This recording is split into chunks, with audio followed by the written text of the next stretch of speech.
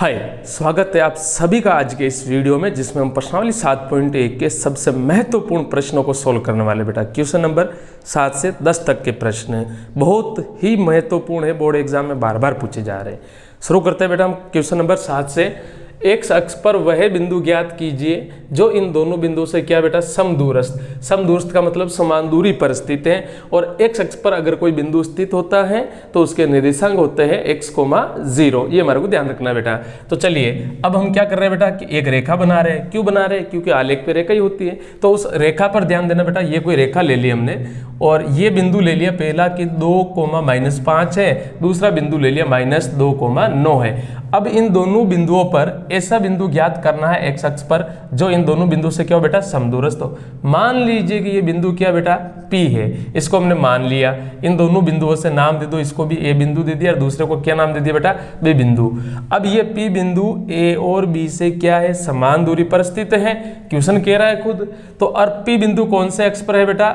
X अक्ष पर है, ये क्वेश्चन में दिया है। अगर एक्स अक्ष पर है तो इसके निर्देशांक क्या हो जाएंगे? x,0 हो जाएगा। अब प्रश्न के अनुसार क्या है भाई, जब P बिंदु इन दोनों से समान दूरी पर है तो प्रश्न अनुसार AP बराबर PB रिजल्ट बनेगा, क्योंकि AP दूरी और PB दूरी दोनों ही बराबर है, समदूरस्थ है, समान दूरी पर स्थित है, इसलिए दोनों क्या होगी बेटा बराबर हो गई।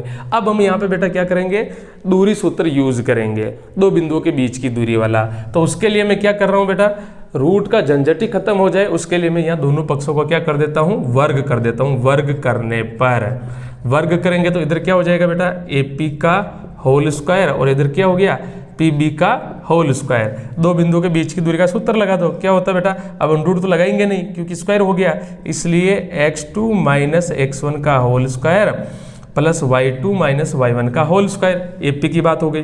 PB के लिए भी सेम सूत्र ही है, x2 - x1 का whole square plus y2 - y1 का होल स्क्वायर। अब बात कर रहे हैं बेटा, ध्यान देना AP के लिए, तो ये आपकी AP चल रही है, ये x1 हो गया, ये y1, ये x2, ये क्या हो जाएगा बेटा y2 हो जाएगा। रखो मान, x2 की जगह कौन है x है, माइनस x1 की जगह कौन है बेटा 2 है, फिर इसका होल स्क्वायर प्लस y2 0 है और y1 की जगह कौन है बेटा -5। अब y1 की जगह अगर मैं -5 रखूंगा तो माइनस तो ये सूत्र का है, ये -5 और इसका क्या चल रहा है बेटा होल स्क्वायर। इधर वापस आ जाओ x2 की जगह। अब इसके लिए ध्यान देना बेटा, किसकी PB की बात चल रही है, तो आप इसको सेम ही रखो और इसको दे सकते हो आप x1 और y1 एक ही बात है, ठीक है, लगा सकते हैं बेटा। x2 की जगह कौन है x, माइनस x1 की जगह कौन है बेटा -2 और इसका होल स्क्वायर प्लस फिर y2 की जगह कौन है 0 -9 का होल स्क्वायर। सोल्व कर दो, तो इसको सोल्व करेंगे तो क्या हो जाएगा बेटा A - B का होल स्क्वायर, पहले का वर्ग कर दो हो गया, प्लस दूसरे का वर्ग 4, फिर -2AB, दोनों को गुणा करके 2 से गुणा कर दो 2x और ये हो गया आपका 4x, प्लस इधर क्या हो जाएगा बेटा माइनस माइनस प्लस, और प्लस 5 का वर्ग क्या हो जाएगा 5 का वर्ग 25 होता है, मैं 5 का स्क्वायर ही रख रहा हूँ बेटा अभी सोल्व करने के लिए, और इधर माइनस माइनस क्या हो जाएगा x + 2 का होल स्क्वायर और बराबर में -9 का होल स्क्वायर। सोल्व कर दो, सोल्व करेंगे तो क्या आएगा बेटा ध्यान देना, x² + 4 - 4x प्लस 5 का वर्ग 25, इसको खोल दो A + B का होल स्क्वायर। x का क्या होता है बेटा x², 2 का वर्ग 4, दोनों को गुणा करके 2 से गुणा कर दो, 2 को 1 से गुणा किया 2x, 2x को 2 से गुणा किया तो 4x प्लस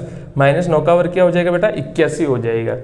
x² से x² क्या हुआ कट गया, और 4 से 4 भी क्या हुआ बेटा कट गया। अब क्या कर रहे हैं बेटा ध्यान देना, ये -4x है, ठीक है, और ये इधर प्लस के 4x है, मैं इसको इधर लेके आ रहा हूँ, तो -4x ये पहले से थे और इधर आ गया तो ये -4x हो जाएंगे।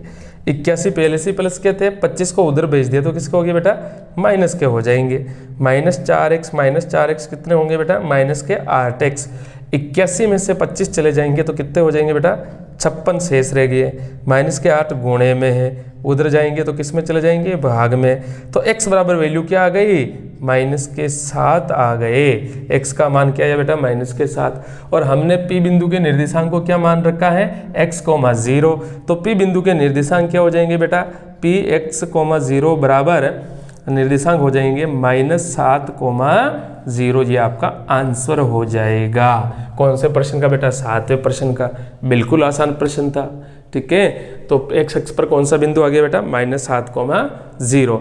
अब हम बात कर रहे हैं बेटा 8वां क्वेश्चन की, कि ये भी बहुत इजी प्रश्न है 8वां भी। 8वां क्वेश्चन क्या कह रहा है बेटा? ध्यान दो। y अक्ष का y का वह मान ज्ञात कीजिए। y का मान ज्ञात करना है। y का वह मान ज्ञात कीजिए जिसके लिए बिंदु P और Q के बीच की दूरी कितनी दे रखी है बेटा? 10 दे रखी है। हल। अब मैंने कोई एक ये रेखा बनाई, ठीक है बेटा, ये बिंदु P है, ये क्या है? Q है, और दोनों के बीच की दूरी दे रखी है हमारे को। कितनी दे रखी है बेटा? 10 मात्रक दी हुई है। अब P के निर्देशांक तो क्या है? 2,-3, और Q के क्या है बेटा? 10,y।